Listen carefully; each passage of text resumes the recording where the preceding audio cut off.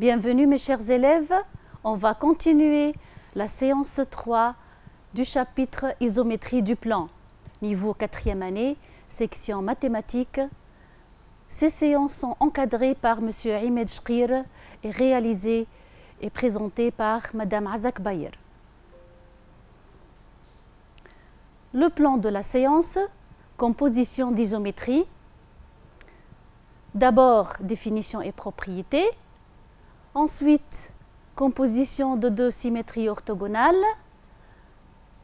Puis, propriétés. Et enfin, une application. On va commencer par définir composition d'isométrie. Définition. F et G, deux applications du plan dans lui-même. L'application du plan dans lui-même qui a tout point M associe le point G de F de M est appelée la composée de F par G, notée G rang F. Un point M du plan, F de M égale à M'. Un point M', G de M' égale à M seconde. Ainsi, on associe au point M le point M seconde par G rang F. Donc G rang F de M égale à M seconde. On va faire un exercice. Le plan est orienté dans le sens direct, soit ABC, un triangle, rectangle et isocèle en A, tel que l'angle orienté ABAC est congru à pi sur 2 modulo de pi et I est le milieu de BC. Première question. Déterminer TCA rang R à pi sur 2 du point B. Deuxièmement, déterminer RI moins pi sur 2 rang SAI de C. Troisième question. Déterminer RI moins pi sur 2 rang TBA rang SI de C. On va commencer par l'image par la composée TCA rang R à pi sur 2 de B. Voici notre figure. On a ici un triangle isocèle et rectangle en A, ABC, tel que ABAC est congru à pi sur 2 modulo de pi, et I le milieu de BC. On a TCA rang R à pi sur 2 de B égale à TCA de C, car R à pi sur 2 de B égale à C. Il est clair ceci parce que AB égale à AC et l'angle orienté ABAC est congru à pi sur 2 modulo de pi. Maintenant, TCA de C. C'est simple, est égal à A. TCA de C égale à A. Donc, TCA rang R à pi sur 2 de B égale à A. On passe à la deuxième question. RI moins pi sur 2 rang SAI de C. Donc, tout d'abord, il faut déterminer SAI de C, l'image de C, par la symétrie orthogonale d'axe AI. Donc, on a ABC est un triangle isocèle en A et I c'est le milieu de BC. Donc, la droite AI est la médiatrice du segment BC. Ainsi, SAI de C égale à B. Donc, RI moins pi sur 2 rang SAI de C égale à RI moins pi sur 2 de B. Maintenant, on va déterminer RI moins pi sur 2 de B. ABI, c'est un triangle isocèle et rectangle en I. Par suite, RI moins pi sur 2 rang SAI de C égale à RI moins pi sur 2 de B qui est égal à A. Maintenant, la troisième question, on va déterminer RI moins pi sur 2 rond TBA rond SI de C.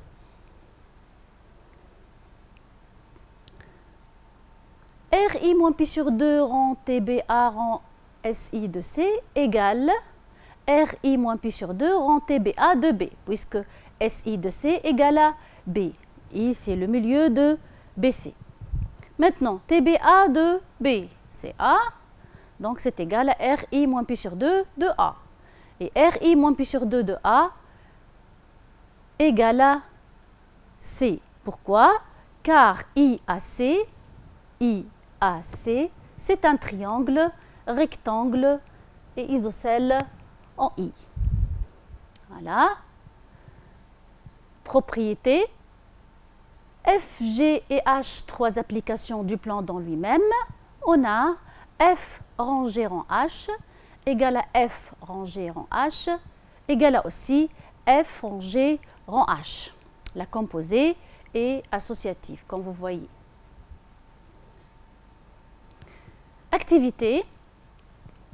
Soit F et G, deux isométries, M et N, deux points du plan. On pose F de M égale à M', F de N égale à N', G de M' égale à M seconde et G de N' égale à N seconde. On va comparer les distances M', N', Mn, puis M seconde, N seconde, M', N'. À la fin, on va déduire que G rang F est une isométrie. On va commencer. On a F de M égale à M' et F de N égale à N'. F, c'est une isométrie, donc les distances M', N' égale à Mn.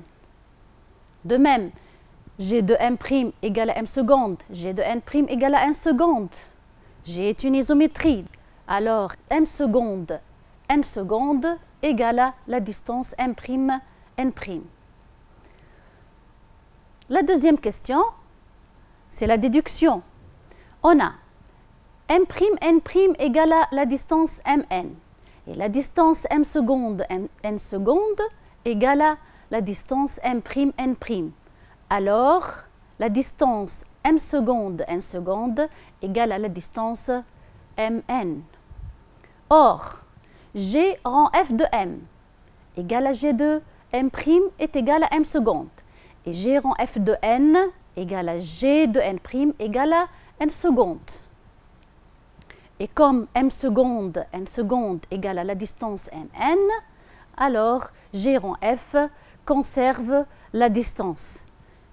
Par suite, G rang F est une isométrie. Donc, comme conclusion, on a le théorème suivant.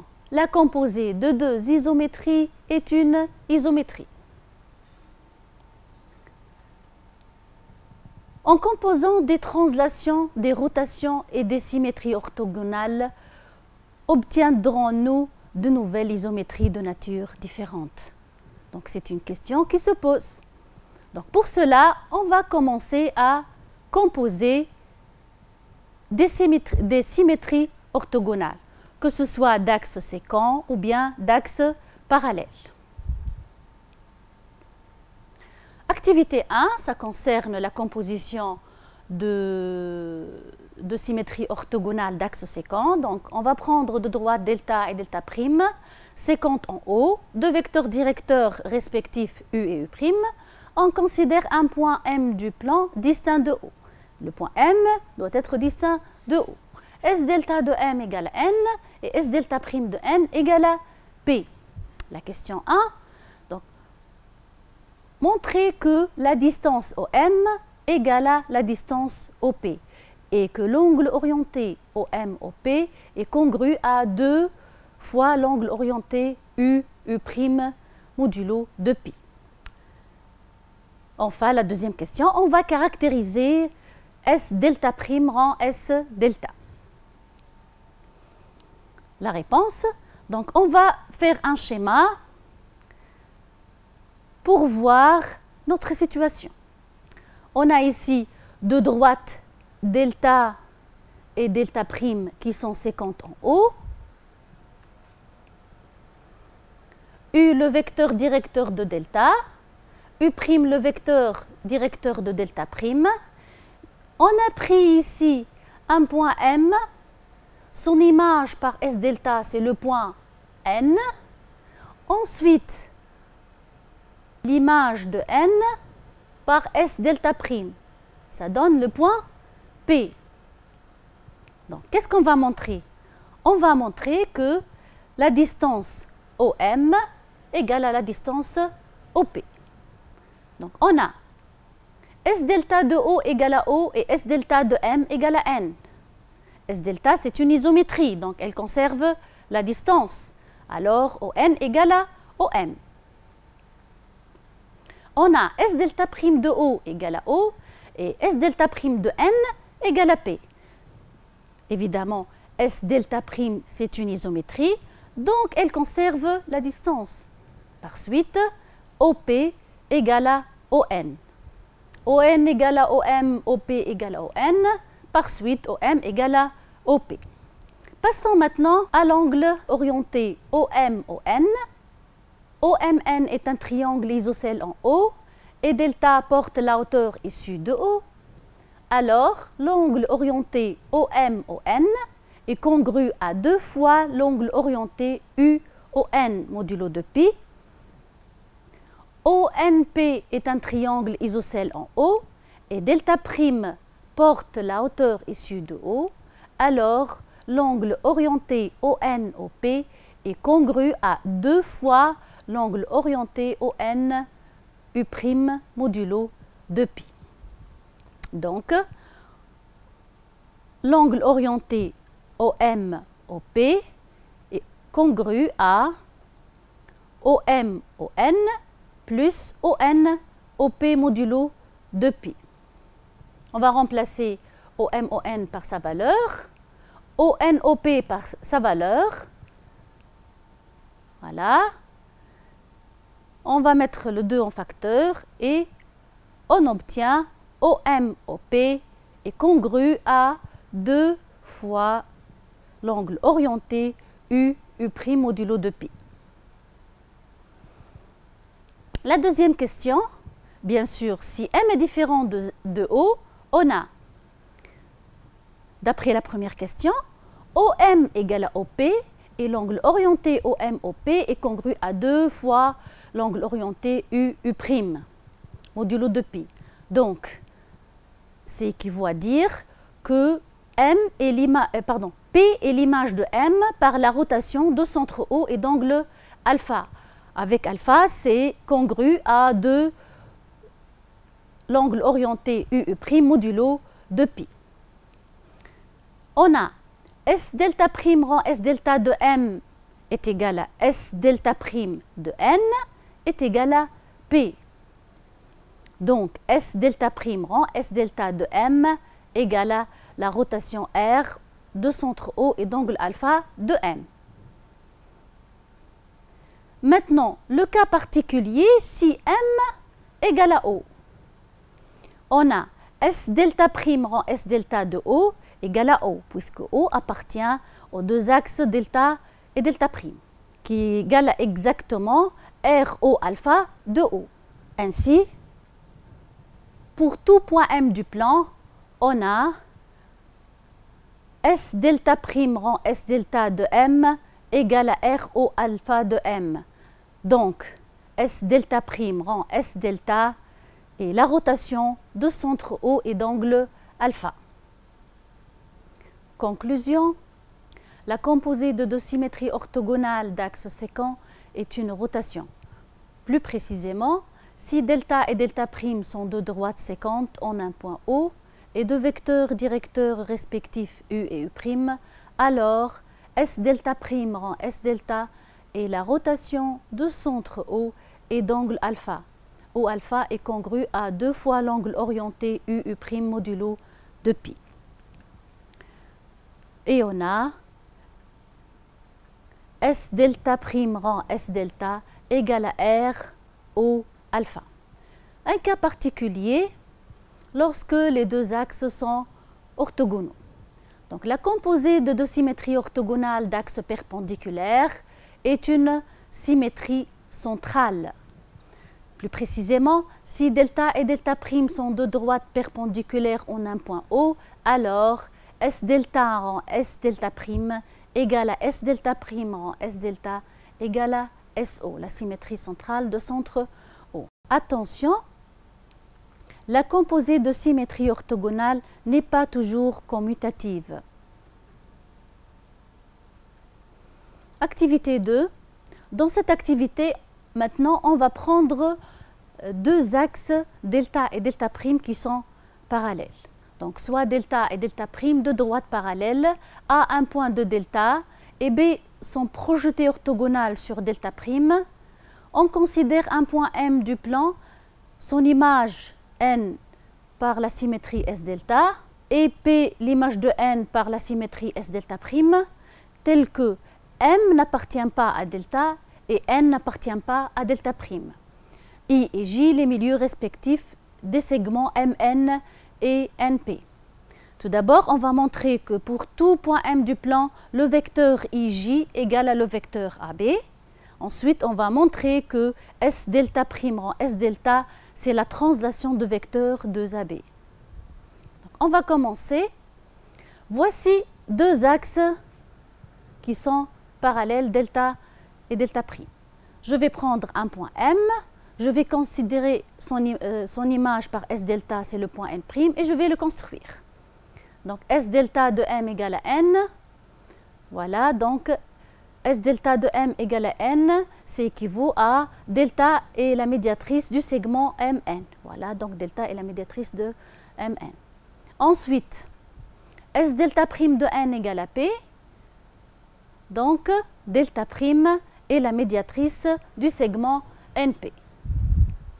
Voilà. Le même schéma ici, j'ai pris le point A de delta, le point B sont projetés orthogonales sur delta prime. On a la droite AB est perpendiculaire à delta prime et IJ est perpendiculaire aussi à delta prime. Donc, les deux droites AB et IJ sont parallèles. Ainsi, la droite AB est parallèle à IJ et la droite delta est parallèle à delta prime. Donc, le quadrilatère ABJI est un parallélogramme. Donc, le vecteur IJ égale à le vecteur AB. C'est la première question. La deuxième question, on a I et J les milieux respectifs de MN et NP. Donc, le vecteur MN égale à 2 fois le vecteur IN et le vecteur NP égale à 2 fois le vecteur NJ. Par suite, MP égale à MN plus NJ égale à 2 fois IN plus NJ. Donc, c'est 2 fois IJ. IJ égale à AB, donc le vecteur MP égale à 2 fois le vecteur AB. On a MP égale à 2 fois le vecteur AB, c'est équivaut à dire que P est l'image de M par la translation de vecteur 2AB. Or, S delta prime rend S delta de M égale à S delta prime de N égale à P. Alors, S delta prime rend S delta de M égale à la translation T2AB de M. Maintenant, on va prendre les cas où M appartient à delta à part et le cas où N appartient à delta prime à part. On va commencer par ce cas, le cas où M appartient à delta. Voilà un schéma lorsque M appartient à delta. Donc, on n'aura pas de point I. Regardez ici, J est le milieu de MP. On a S delta prime rend S delta de M égale à S delta prime de M égale à P. Et le vecteur MP égale à 2 fois le vecteur AB, c'est équivaut à T2AB de M égale à P. Donc, S delta prime rend S delta de M égale à T2AB de M. Maintenant, l'autre cas particulier, lorsque N appartient à delta prime. On a, voilà une figure, le point N appartient à delta prime. Donc, I est le milieu de MN. S delta prime rang S delta de M égale à S delta prime de N égale à N, puisque N appartient à delta prime. Et le vecteur Mn égale à 2 fois le vecteur AB, c'est équivaut à T2AB de M égale à N. Ainsi, S delta prime rang S delta de M égale à T2AB de M. La conclusion, pour tout point M du plan, on a S delta prime rang S delta de M égale à T2AB de M, d'où la composée S delta prime rang S delta, c'est la translation de vecteur 2AB. Donc, la conclusion ici, la composée de deux symétries orthogonales d'axes parallèles est une translation. Plus précisément, si delta et delta prime sont deux droites parallèles, alors S delta prime rang S delta est la translation de vecteur 2AB, où A appartient à delta et B appartient à delta prime, tel que la droite AB est perpendiculaire à delta et delta prime. Voilà donc la composée de deux symétries orthogonales d'axes parallèles. On va récapituler. S delta prime rang S delta. Si delta et delta prime sont deux droites séquentes en un point O, lorsque les deux axes sont séquents en un point O, alors S delta prime rang S delta, c'est la rotation de centre O et d'angle alpha. Un cas particulier, lorsque les droites delta et delta prime sont perpendiculaires. Donc S delta prime rang S delta égale à la rotation de centre O et d'angle pi. Et la rotation de centre O et d'angle pi, c'est la symétrie centrale. Donc lorsque delta et delta prime sont perpendiculaires, on a S delta prime rang S delta égale à S delta rang S delta prime égale à SO, la symétrie centrale de centre O. Et le cas où delta et delta prime sont parallèles, S delta prime rang S delta égale à la translation de vecteur 2AB déjà définie.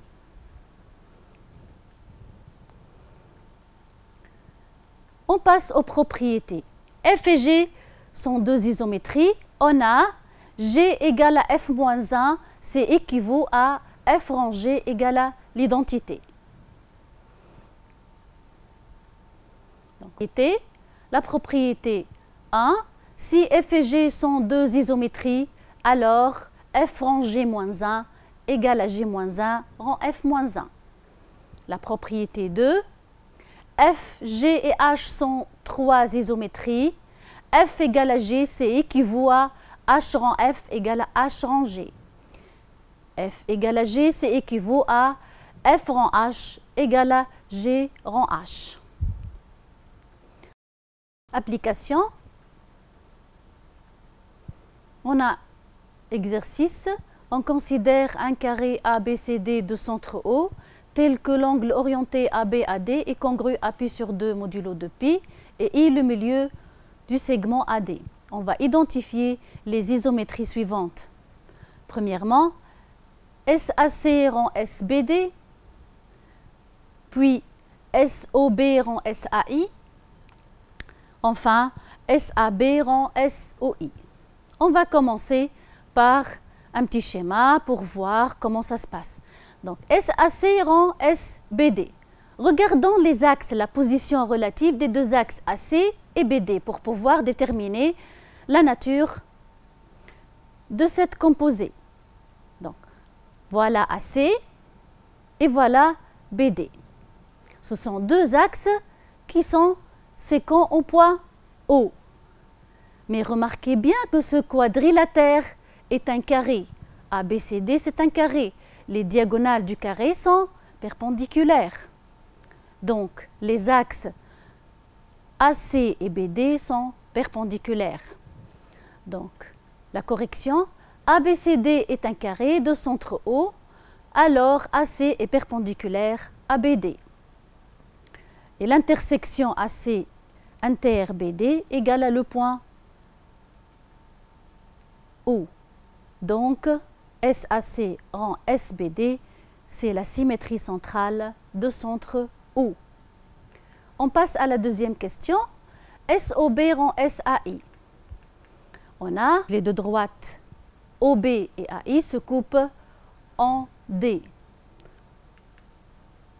L'angle orienté AIOB est congru à ADDB. Donc c'est congru à pi plus DADB modulo de pi. Donc c'est congru à pi plus pi sur 4 modulo de pi. Et c'est congru à moins 3 pi sur 4 modulo de pi.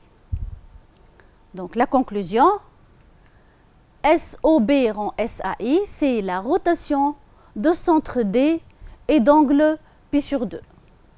Passons à la troisième question. SAB rend SAI. Donc SAB rend SAI. C'est simple. Dans le triangle ABD, on a O est le milieu de DB, I est le milieu de DA, alors les droites OI et AB sont parallèles.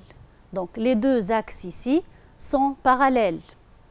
Et comme A appartient à AB et I appartient à OI, tel que AI est perpendiculaire à AB et OI, alors SAB rend SOI, c'est la translation de vecteurs de IA ou bien la translation de vecteurs DA. Merci pour votre attention et à bientôt.